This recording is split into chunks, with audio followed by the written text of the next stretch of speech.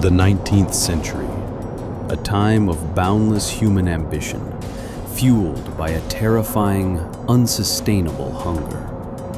We sought materials to build a new world, but the Earth's natural reservoirs were finite. Our burgeoning industrial age demanded resources that could only be found on the backs of animals or deep in the jungle. For luxury, for necessity, we were utterly dependent on natural capital. The insatiable demand for materials like ivory, for piano keys, billiard balls, decorative combs, drove the widespread slaughter of the world's most magnificent creatures. Tortoises were harvested for shell. Rubber required the draining of natural latex. We believed the Earth was an infinite quarry, but the natural resource frontier was rapidly shrinking. The materials defining the modern age were disappearing, and nature was paying the price. The pressure mounted, creating the perfect environment for a radical synthetic salvation. A chemist's laboratory became the last hope for the elephant and the birthplace of a miracle material.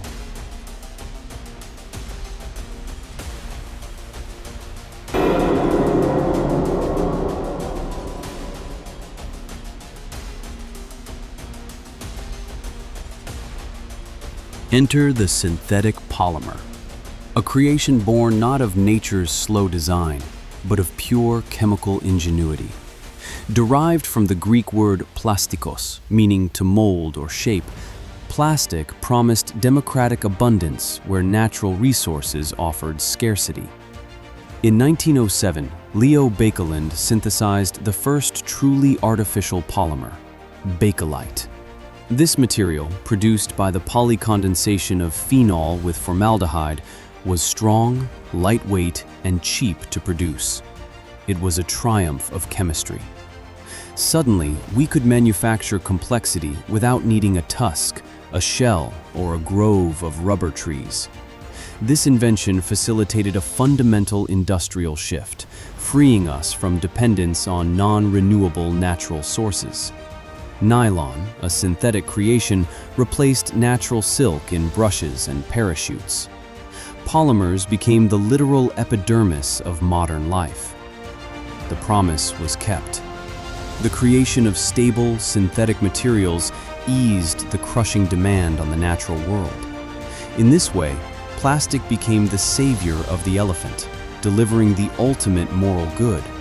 Human progress decoupled from planetary plunder.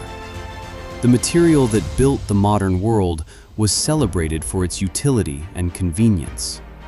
But hidden within this chemical miracle was a profound, fatal paradox.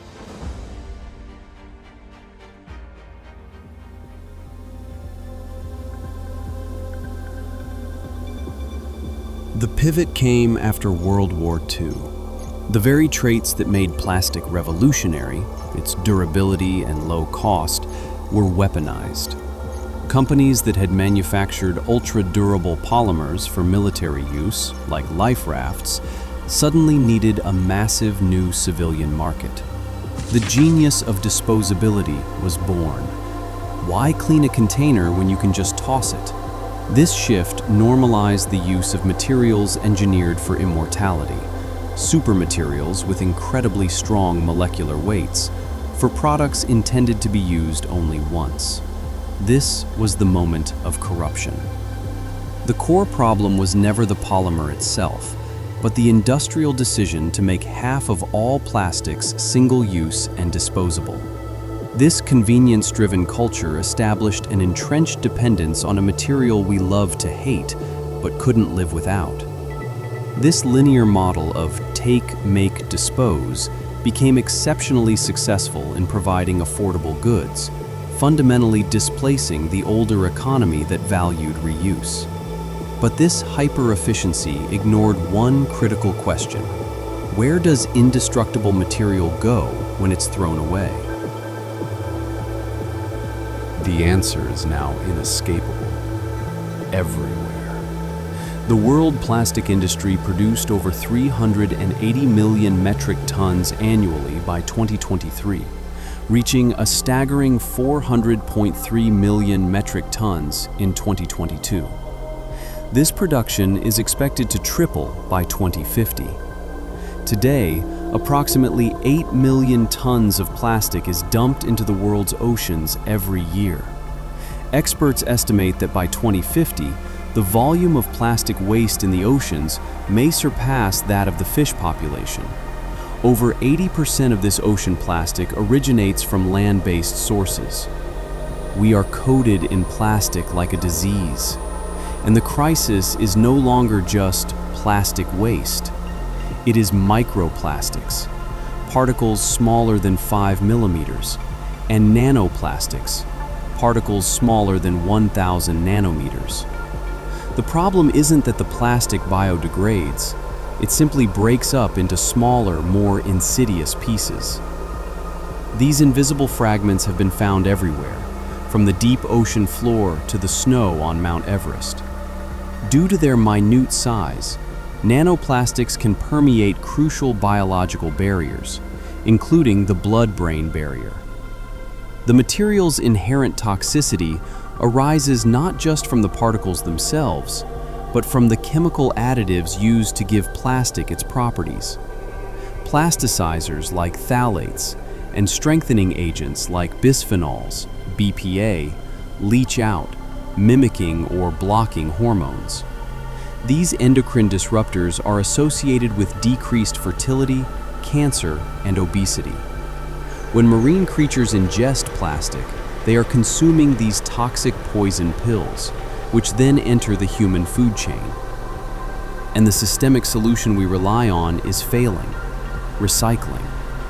Of the 400 million metric tons of plastic produced globally, only a mere 18.5 million tons was recycled in 2022.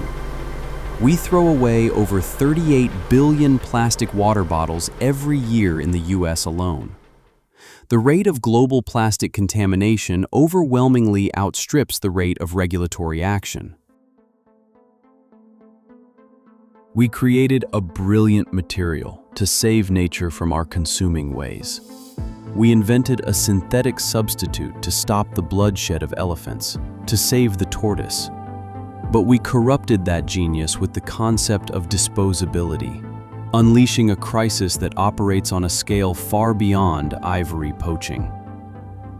Plastic was meant to decouple human prosperity from the degradation of natural capital.